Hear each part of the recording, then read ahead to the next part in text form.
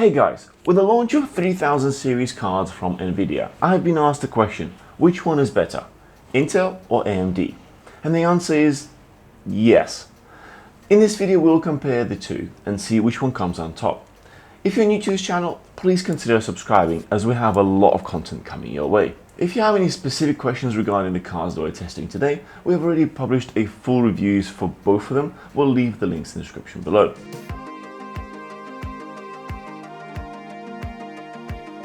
Now jumping into the equipment used for the test, we're using three different graphics cards: RTX 3090, Gaming Pro OC from Palette, RTX 3080, TUF Gaming OC from ASUS, and RTX 2080 Super Strix from ASUS. For the Intel bench, we've used i7-10700K running on ASUS Z490 Maximus XII Extreme Motherboard. On the AMD side, we have used Ryzen 7 3800 XT running on an ASUS ROG Strix B550E gaming motherboard. The rest of the components are exactly the same. Both of these CPUs are running at stock with performance enhancement turned off in BIOS to keep things a little bit more fair. The reason we've chosen these particular chips is because they are the only ones that match core for core when it comes down to high end, while both having high boost speeds. Jumping into the games. In Horizon Zero Dawn at 1080p, we're seeing great scaling from 2080 Super all the way up to the RTX 3090. But when we get to the top of the chart, Intel is ahead by about 10% on average FPS and 5 to 10% higher on the 1 percentiles.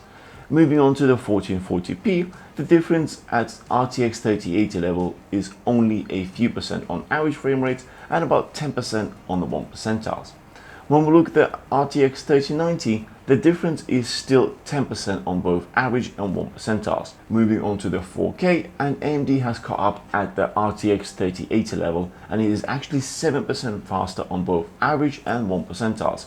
However, at the high end, it is about 7% slower than the 10700K. To those who have not watched our RTX 3080 review and noticing the 40% uplift in performance between 3080 and 3090, don't worry, this is accurate and is mostly caused by the VRAM bottleneck. This game requires about 11 to 12 gigabytes of VRAM at maximum 4K settings, hence the massive jump in frame rates. In the Shadow of a Tomb Raider at 1080p resolution, Intel CPU is ahead, with both RTX 3080 and 3090 about 20% on average scores and 23% on the 1 percentiles. It is very obvious that Intel CPU is heavily bottlenecked when using the new cards. Surprisingly, AMD chip is in fact bottlenecked even when using RTX 2080 Super. This is actually the trend we see with the rest of the games, so we will leave out 1080p results moving forward. At 1440p, Intel is yet again ahead. The lead times at RTX 3080 level is about 6% on average FPS and 20% on the 1 percentiles.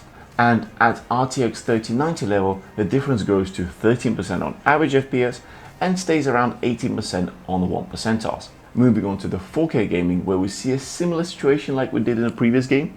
At RTX 3080 level, the 3800 XT is 2% ahead on average FPS and 6% lead on the 1 percentiles. When we look at the 3090 performance, we have hit a hard wall on the graphics card and the CPU speed no longer matters. Next we have Total War 3 Kingdoms, and here at 1440p we see Intel and AMD about a few percent away from each other across all cards and ultimately heavily bottlenecked by the GPU. In 4K the results are still very similar, but at this point there is a large jump between Intel and AMD at RTX 3090 level on the 1 percentile frame rate. To be fair, both of these results are not worth the trouble, and you wouldn't have a smooth gameplay anyway. Lastly, we have Metro Exodus. First, let's start with the ray tracing and DLSS turned off. At 1440p resolution, we have Intel in a very slight lead, but only when using RTX 3090. When we switch over to 4K, the results even out, but yet again, with this low FPS rate, it wouldn't be playable anyway. When we enable ray tracing, the frame rates naturally drop, but stay even between AMD and Intel in both 1440p and 4K resolutions. When we enable DLSS, the frame rate increases, but yet again is at a steady rate. The results here are very uninspiring, and that is due to GPU doing all the heavy lifting. So if you're the kind of person who wants to play with ray tracing turned on, then realistically you need to run it with DLSS and both AMD and Intel will be just fine. Additionally, at least in this title, you're probably better off aiming for the RTX 3080 and expect reasonable 1440p resolution. With gaming out of the way, let's check out the performance in productivity, starting with Blender BMW test. Interestingly enough, we have completely even render times between both AMD and Intel. Moving on to the longer classroom test, we have in all three scenarios the AMD chip is a whole 1 second faster. This must be the very happy day for all the hardcore AMD fans out there, right? Next we have a test that is best targets all video creators, which then can be applied to all software in relative terms. Davinci Resolve Studio benchmark by Puget Systems, and we have yet again AMD performing better than Intel. At RTX 3080 level, the AMD has 12% lead on overall score and up to 19% improvement on things like temporal noise reduction. When we look at the 3090 level, AMD is still in the lead, but now only by 7%, with the highest score change being their 4K ProRes 422 codec at 17% improvement over Intel.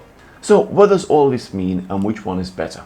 Well, there is a reason why we used an Intel i7 10700K with a mild overclock to 5.1 GHz when we did our RTX 3080 and 3090 reviews.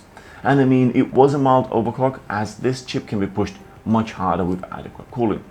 On the other hand, with AMD, if you overclock it, you have to do it across all cores and you will lose out on the boost clock, which is still very important in gaming. As it stands right now, Intel will get you more FPS, but you will likely be slightly behind when it comes down to productivity when at stock settings. If you overclock it, then it will certainly even out. AMD as a whole system can be a slightly better value, but you have to deal with a much smaller overclock potential, and if you do both gaming and creative work, I would advise against overclocking, as it is more paramount to have a stable system when doing important client work.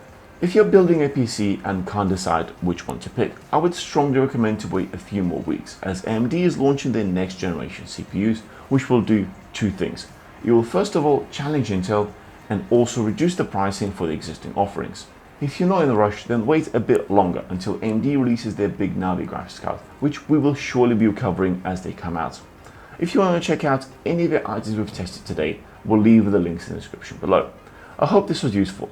Don't forget to smash that thumbs up and subscribe for more, and we'll see you guys in the next one.